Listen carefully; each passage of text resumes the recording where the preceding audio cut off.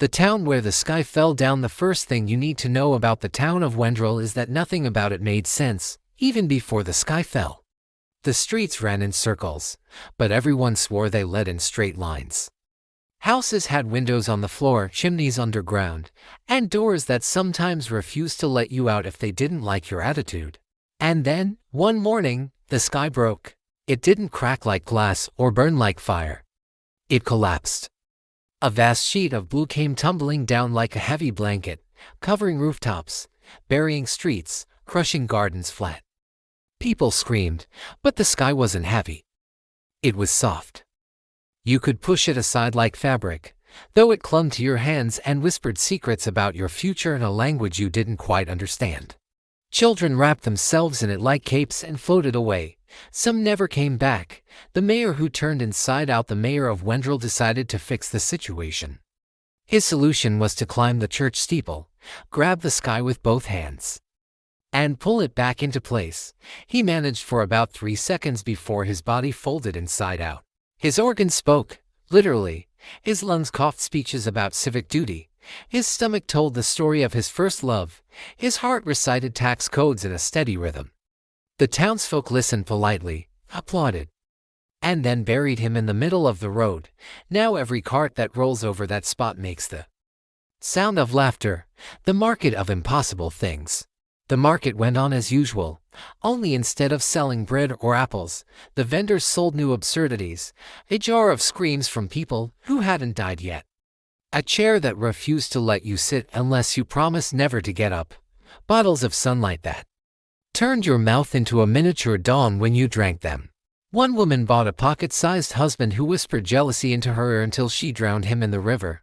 The river, offended, refused to flow for 3 whole days. The black parade of animals. Then the animals arrived, no one knew from where. Horses with human eyes, dogs with no legs, dragging themselves forward with tongues as long as banners, a flock of birds that flew backward, screaming confessions they had stolen from people's dreams. They marched through Wendrel, and every step they took rewrote reality. A shopkeeper became a pillar of salt. A child became an echo with no source. An old man grew younger until he was unborn and simply vanished. The townsfolk clapped again. Because in Wendrel, applause was safer than panic. The feast of the sky. At last, the townspeople gathered in the square with forks and knives. They cut the fallen sky into strips and cooked it. The taste was different for everyone. For one man, it was his mother's soup, though she had died 30 years ago. For another, it was nothing but ashes. For a young girl, it was the sound of someone humming a lullaby while her teeth fell out one by one. Everyone ate until they were sick. Some grew wings. Some grew mirrors for faces. Some simply dissolved into puddles of thought that seeped between the cobblestones. The old woman of Wendrel, who was not really old, but had decided to age all at once out of boredom, stood up and declared, "The sky is only the beginning. Tomorrow, we'll eat the ground." The next morning. The next day, there was no ground. The town floated in empty space.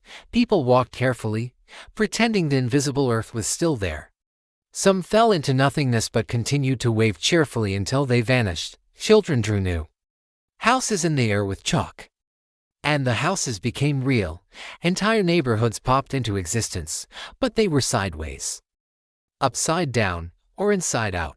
At night, the stars leaned closer, curious. Some of them blinked, one of them yawned and swallowed a whole street. And Wendrel applauded, because in Wendrel, clapping was the only thing that kept you from realizing how doomed you really were.